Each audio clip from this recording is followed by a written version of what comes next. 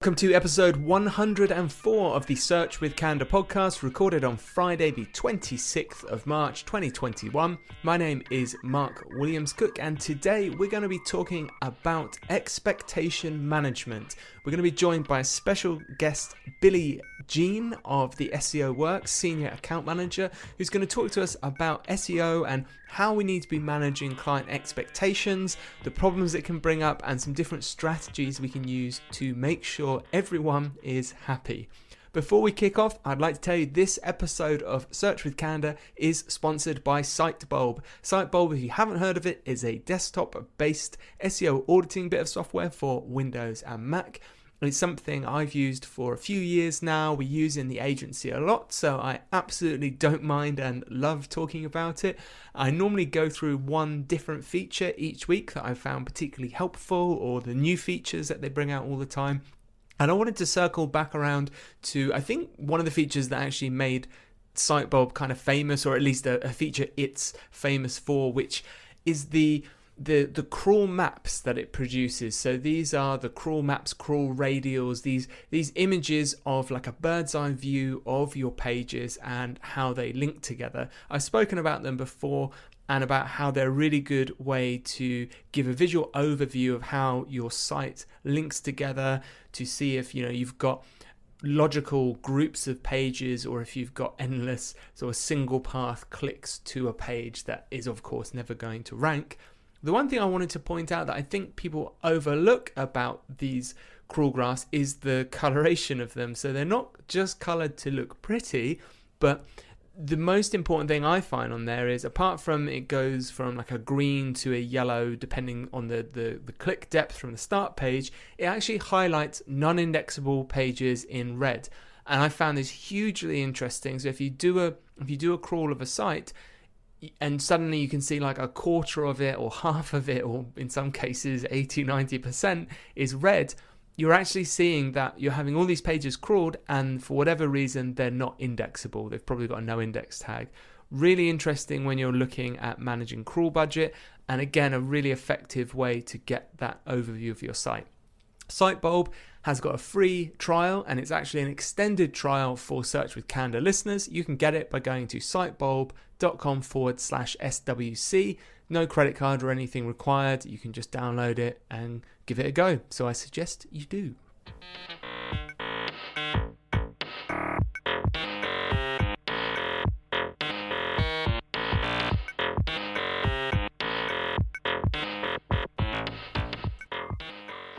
And today, as I said, we're going to be joined by Billie Geena, who is a Senior Account Manager at the SEO Works in Sheffield.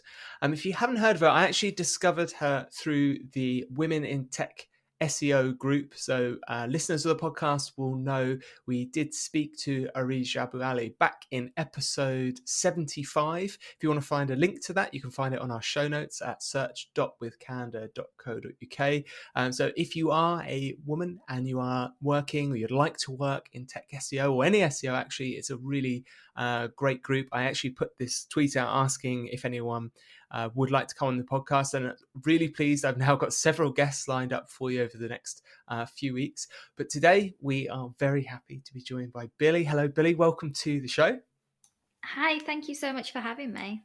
Yeah, no problem at all. Billie, do you want to give a quick introduction to yourself? I obviously said you're Senior Account Manager at SEO Works, so do you want to just tell us a little bit about your SEO background, and actually what do you do day to day as an account manager there? Yeah, of course. So like you've said, I'm a senior account manager at the SEO Works. I've been doing SEO officially for actually 3 years. I said earlier 2, but that's a lie.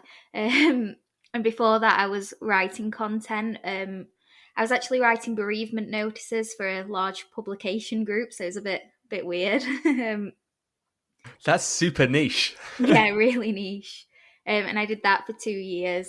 It was a bit all doom and gloom, and now I try to avoid content as much as possible. Like, I'm very much a tech SEO at heart, and I'm really glad I've found that niche for me. Day to day, like I never have a day that's the exact same. So this week I've been working on automating content, which is something I've not done before. So that was really fun. But my job kind of is between speaking with clients, managing their expectations, speaking with the agency I work for, making sure I'm managing their expectations of me. And I can be doing anything from writing meta titles to rewriting a bit of code on the site. I genuinely don't do anything the same 2 days in a row.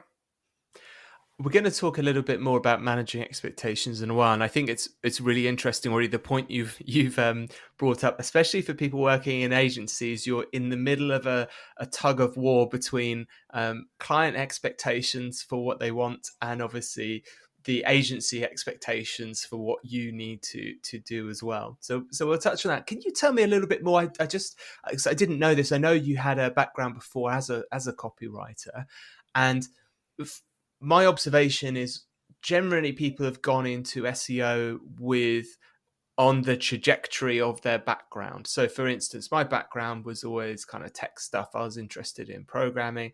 I'm an awful writer. I only can get by because things like Grammarly exist.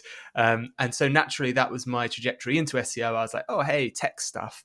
So what made you come in from that copywriting side and then think, oh, I'm really interested in this tech side? And do you have any advice for anyone that is maybe doing copywriting and I know this is a fear of a lot of people and they see that tech stuff and they're like, oh, it looks interesting, but it looks really hard. So what happened to me was I was writing these bereavement notices, and I got a lot of phone calls from the bereaved family members saying they can't find these bereavement notices online, they can't navigate the website, and I'd also occasionally just get the odd person phone up and be like, you posted a news article and I can't find it now, like what's happened? And I was like, this is a bit weird. We want people to find what we're putting out there, so why aren't they? So SEO wasn't something this publication provider did. So I went on a full-on deep dive and researched SEO and compiled this massive email with hundreds of examples and then backed up with like articles and evidence and sent it to the big boss, like basically saying, look, why aren't we doing this? And I was so hyped up. I was so excited that of everything that I'd researched and done. And then the big boss never responded to me for like weeks, and then I just got it's something along the lines of, we're not interested in this. So I quit. Wow. Yeah, because I was so set that this would be the thing, and I was like, I want to work on this project if it's accepted. And I'd managed to build up enough knowledge for myself to apply for an SEO job, and I came in as a copywriter for a children's education publishers.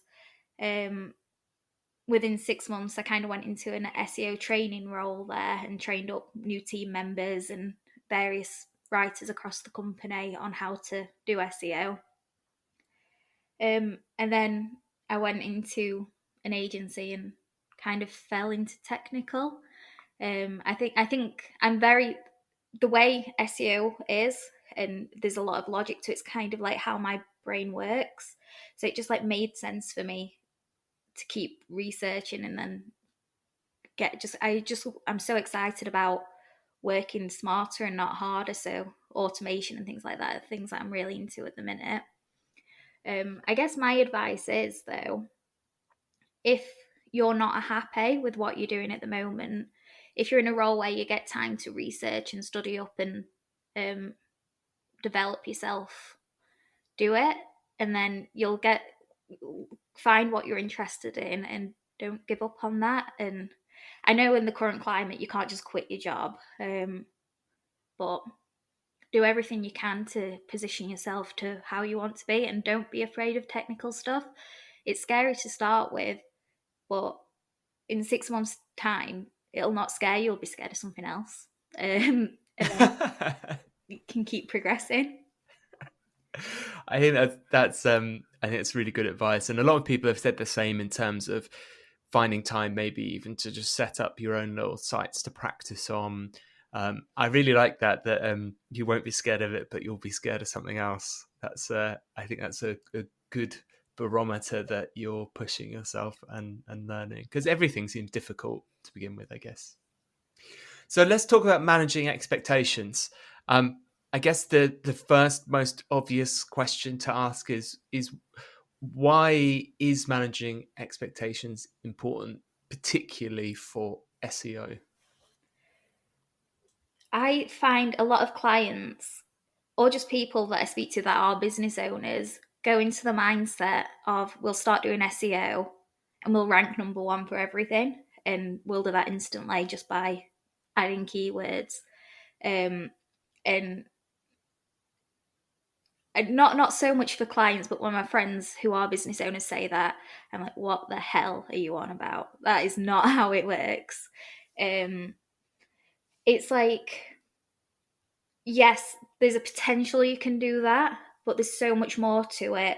And even if you don't rank number one, if you're on that first page, it's going to help. And it, I like to look at it almost like marginal gains. Like, don't set yourself to be that number one straight away. Like, work your way up there slowly, because that's how it is. And when you make that change, you might not see that change reflect for 3, 6, 9 months.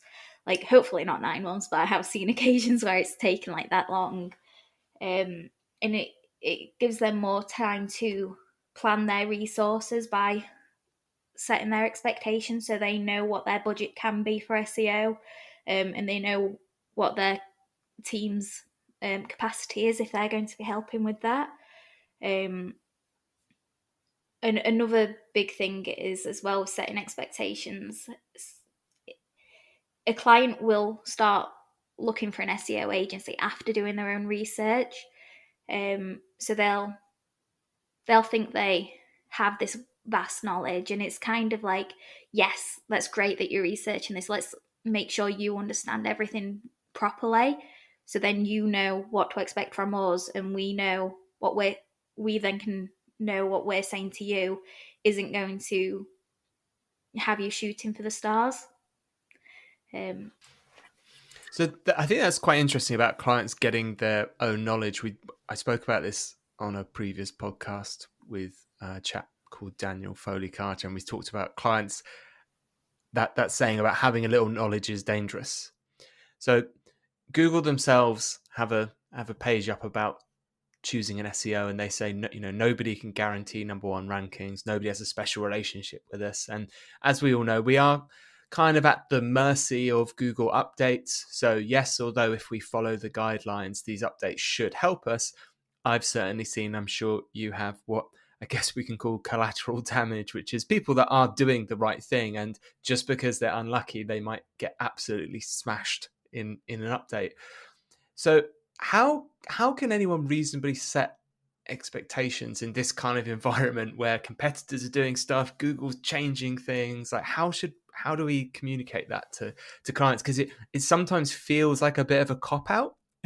And this is still me after so many years doing this. I feel like you're almost making excuses, being like, okay, well, we can do this, but no guarantees, and this is changing, and your competitors might do something, and the algorithm might change. So how do you go about that with clients? I guess there's a few different things we can really touch on with that. So first, I think being very clear with a client when you're in that discovery time with them is that SEO isn't a guaranteed formula. There's no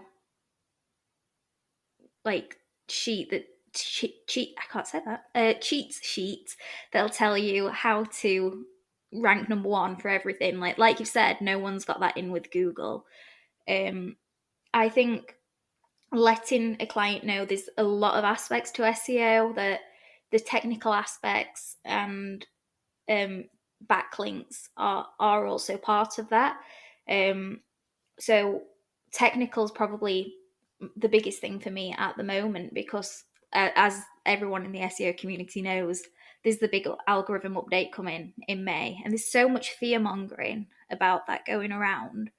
Um, it's it's important to tell your clients, as long as they're following the guidelines and aren't doing any black hat SEO, it's probably not going to drastically affect them straight away. There's things that we can change and we will change, which will help them and make sure they're not losing rankings. But I think it's important to not get your client like too hyped up about something like that. Like, we can worry about these algorithm updates,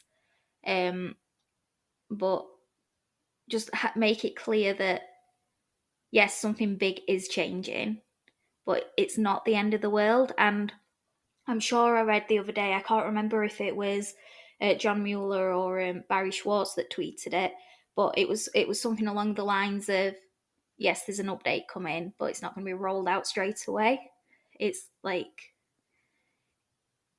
it's the main rollout's coming out in May, but from my understanding of the article was that it's going to be like a year down the line till we fully see the effects of that. So we've got a year to keep on adapting, and as long as the client knows that SEO is about the long game, we should be fine, and the expectations should be there.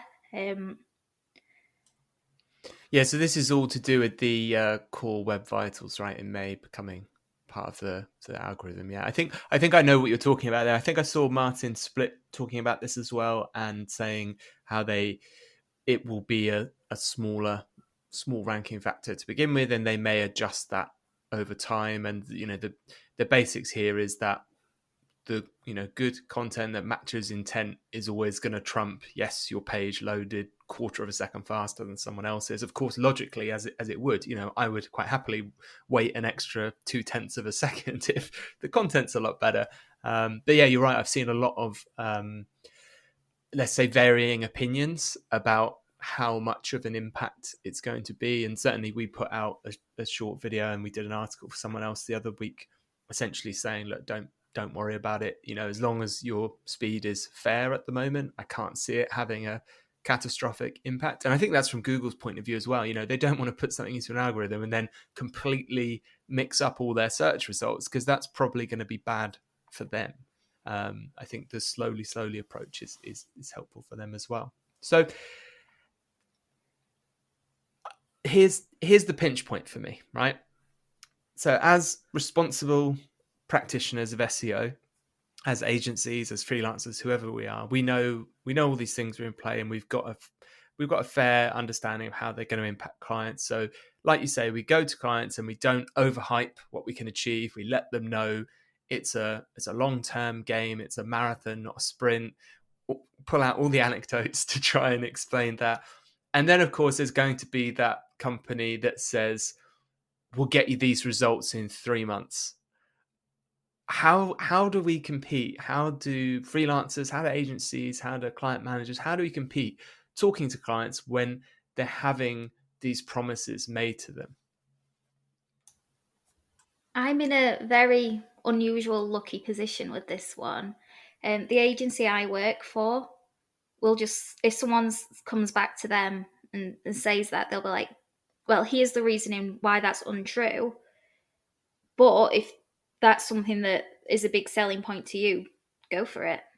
Before we did this, I spoke to a couple of team members called Ryan and Tom, and they gave me loads of examples of situations where they've just gone with the honest approach, said to the client, look, that's not how SEO works. We can't guarantee things like that. We can put you in the best possible position, but we're not making any promises to do that. And then the client have like gone with that other agency, and then a few months down the line, it's just not working out for them, and the clients like the clients found themselves with this other agency in the situations of, well, why isn't this working? And the agency's almost been like, well, this is why it's your fault kind of thing, and not taking ownership of things like that. And when they've not met the expectations, the client's left and then come back to us to be like, okay, let's try this different approach. Thankfully, in all of these, we've been able to help them achieve what they want to do. But I think it's so damaging to promise more than what you can, because this client could be so like into and really believing in SEO and they're willing to spend so much money on an agency to do this. And one bad agency could put that client off of SEO forever. And we don't want that.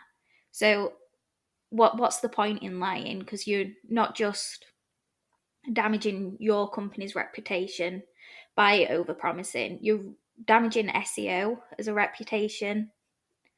Yeah, I think that's we've certainly had clients come to us that have been previously burnt by other SEO practitioners, and it does leave them in a difficult situation, because then they don't have the required trust to give you sometimes, or they won't commit enough budget that's required, because they've obviously been burned previously, and that does leave them in a difficult position of, because it won't work without trust and the right amount of time. But I really like that approach, and I think it's good advice for freelancers, agencies as well, which is maybe take, if you can obviously afford to, it's always worth taking the long view to actually getting clients as well. And it's certainly the approach we take. I was in a pitch at the beginning of this year where we were asked to do some forecasting, and it was for a new site on a new domain, so I didn't really have a lot to go on, and I made it clear that essentially it was guessing, not forecasting. And I gave a kind of best, medium, worst case scenario. And the feedback I got was the other agency that was at the end of this pitch, I think it was their either normal or worst case scenario was like astronomically higher than my best case one. So at that point, I was just like, absolutely go with them if they say they can do that, because I don't think I can. So I've of course now set up tracking and monitoring, because I want to see how that goes. But I think that's a really good bit of advice, not to paint yourself into that corner and end up doing something is wrong. So when it comes to these expectations with clients, I'm always kind of quite an objective person, and if you set me an expectation, I want to be able to measure it. Does that mean that when we're setting expectations, we always need to be using metrics, numbers? So how can we measure this? Or is it a bit more subtle than that? I think it's both. So I like to put metrics to things, but I don't always tell the client that I've set metrics. I find if you give a client a number, they'll fixate, which can be really helpful. Like it might give you more opportunity to get buy-in, but also opens you up to well, we were kind of expecting this to happen, why isn't it? Conversations, and no one likes them. But then at the same time, you don't want to go in vague. I feel like the worst person, because I'm going to give the typical SEO answer here and say it really depends. But yeah, but one thing I've noticed is sometimes I've seen people go off piste with certain metrics. So you mentioned links earlier. We know links are important for SEO, right? That's an incredibly, I think, complicated topic when you go into it about, how do you measure the deliverable of a link? And I've seen people get stuck in metrics around expectations for links, such as we need 12 links per month of this minimum domain authority, trust flow, whatever they're going to pick. And to me, that then misaligns the agency goals, because sometimes, if we said, oh, we can get this really great link here, but it's going to need lots of time, and then maybe an account manager says, well, actually, we need to hit our 11 link, goal, so we can't do that. It's maybe not in the best interest of the client.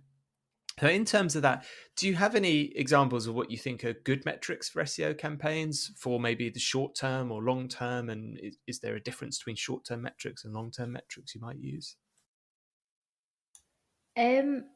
Yes. So for the short term, I'll be honest, I probably would never report on actual keyword movements because they're too volatile. If you're on a campaign that's 3 months long and then it ends and you're not going to hear from them again, there's no point in Mm-hmm. reporting on those keyword movements. But if a campaign's a year long, it makes sense because you've had enough time to see if that works, and then probably enough time to change your strategy as well in case it hasn't worked. So you have it opens you up to much more wider views. Um, I like to report on page views, like organic page views, and pretty much not much else.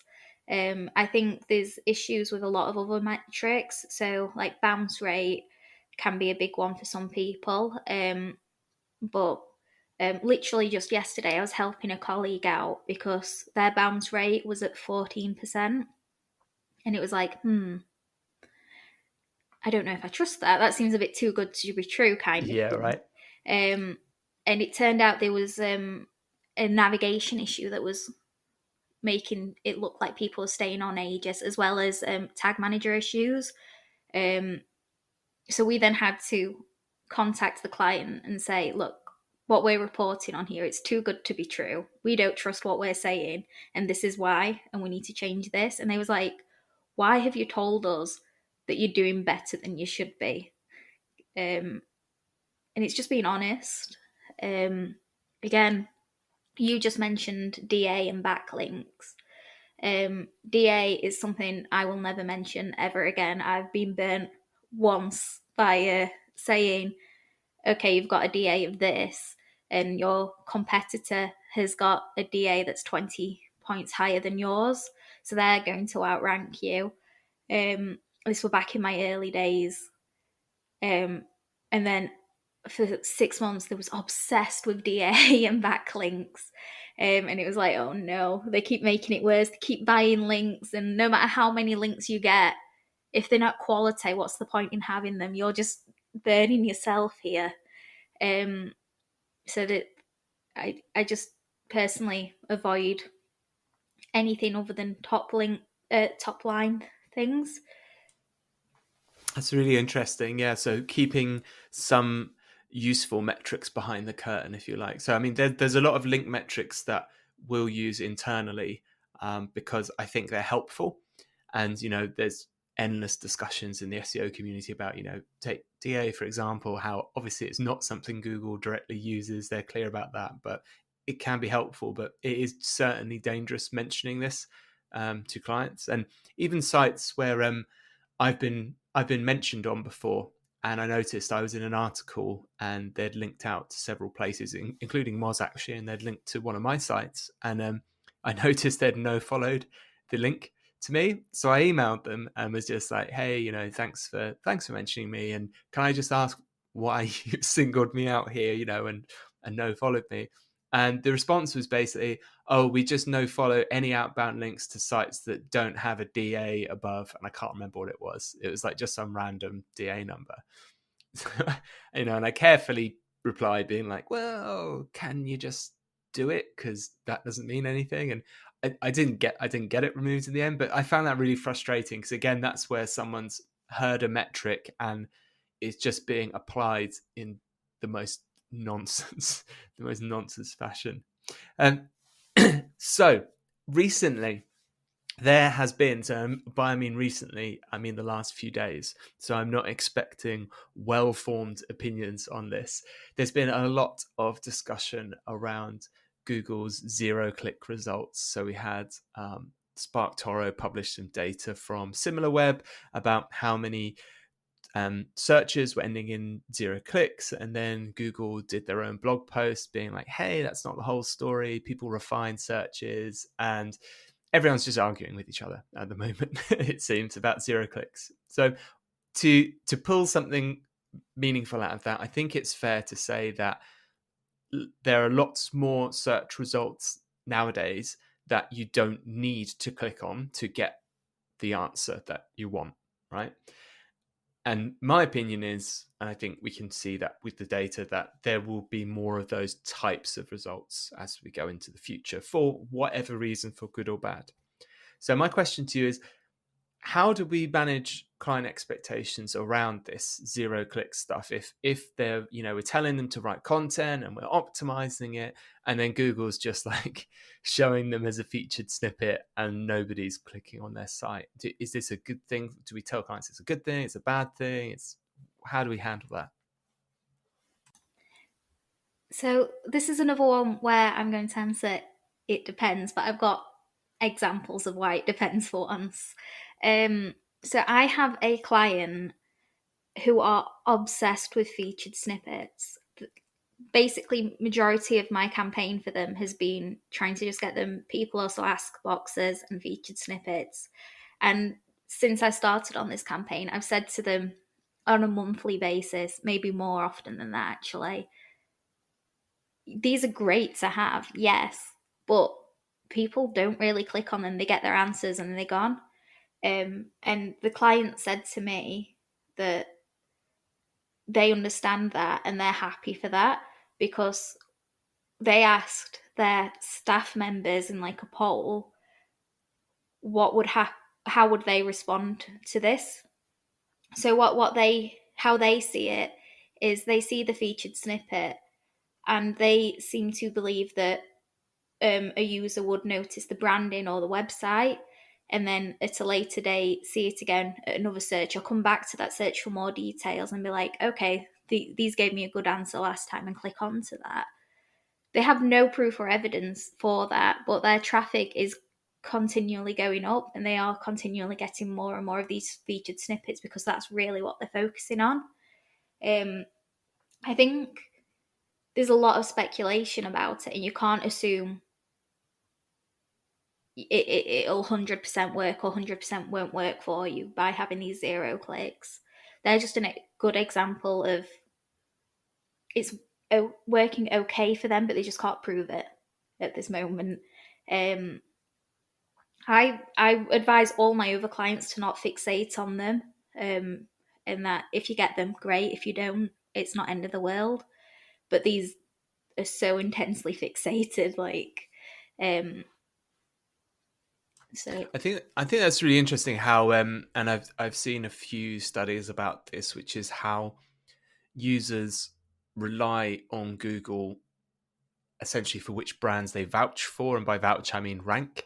So there seems to be a lot of trust affinity built up in terms of, oh, I see this brand ranking well in Google, therefore I'm just going to trust Google that they're kind of a good company. And so I think that's a really interesting point about just being visible in featured snippets, and seeing how that progresses. But I do, again, I like this advice essentially of, and I guess it's good life advice in general. It's not becoming overly fixated on one particular thing and keeping the bigger picture, the strategy in mind of, doing the next kind of right thing, if you like, in terms of your website and content and links. So finally, because we've already hit half an hour, this is flying by. Finally, I have a really tricky question to leave you with, which is about COVID, because it's proven challenging, obviously, in many different ways to businesses, some more than others, but specifically in terms of search and expectations and reporting. We've had a really hard time trying to compare stuff like year on year performance, and because the actual behavior's changed, and the same when we're trying to think about what might happen next, as fingers crossed we're coming out of a pandemic. How have you got any final tips on how you might manage client expectations in this totally unique environment that we've never seen before?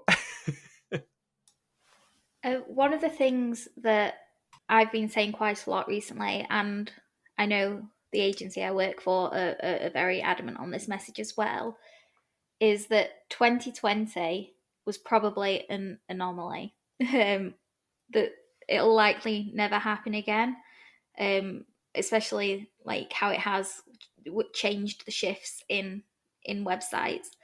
It's difficult, especially for like e-commerce clients, knowing how things are going to look for them when things are lifted and life does return to some normality. I personally, my opinion is, I think once shops are more vastly open, that people are going to shop more local, but that's just my own complete speculation.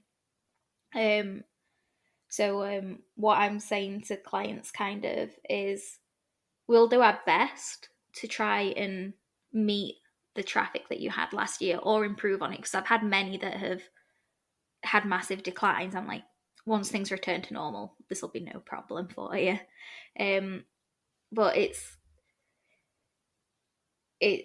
there's it's very clear why things have changed so drastically for our clients, because the world's completely changed in the space of a year. And I think majority of clients will be like, okay, yeah, we understand COVID has ruined and or improved so many different things for everyone, and it's going to be so difficult for anyone to try and meet what happened here.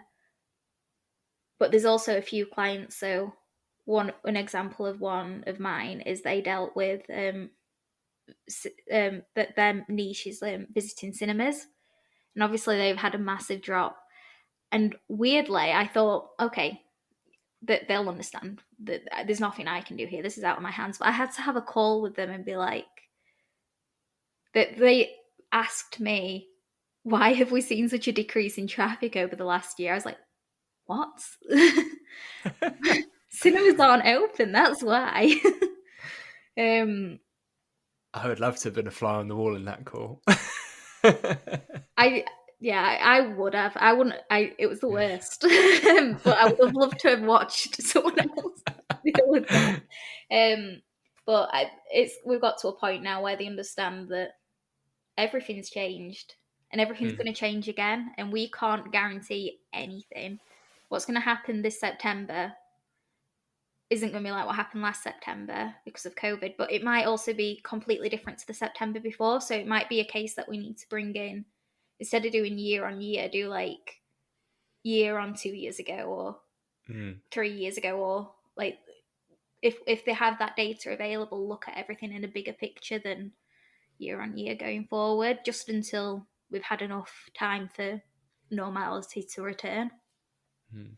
That's really interesting. I mean, I've had similar discussions with clients where I guess they just assumed, despite their industry suffering, that the website was going to continue as normal. And just going through things like Google Trends data has been helpful with them to show them, look, this isn't just you. Here's searches for your whole topic, and they're down, 20, 30, 50% in some cases. So I think, helping them get that understanding, because they've got a lot else to obviously focus on. I think that's the other thing, is that as SEOs, everything is, we think about SEO first, and actually it's just one thing out of many things business owners are worrying about. But really, really helpful advice I think you've given here, Billie. Thank you so much for taking the time to join me today. Where can people find you online if they want to kind of follow you and learn a bit more and maybe chat with you? So I'm basically on every social media platform going, other than Facebook, because it's the worst. And you can just find me at Billie Geena, or I have a blog as well, which is billiegeena.co.uk, where I blog about SEO. Yeah. Perfect. We'll link to that in the show notes at search.withcanada.co.uk. And if you want to find Billie on social media, it's Geena, Geena, not with an I. And I hope you've enjoyed today's episode. We'll be back in 1 week's time, which will be Monday, April the 5th. And I hope you all have a lovely week.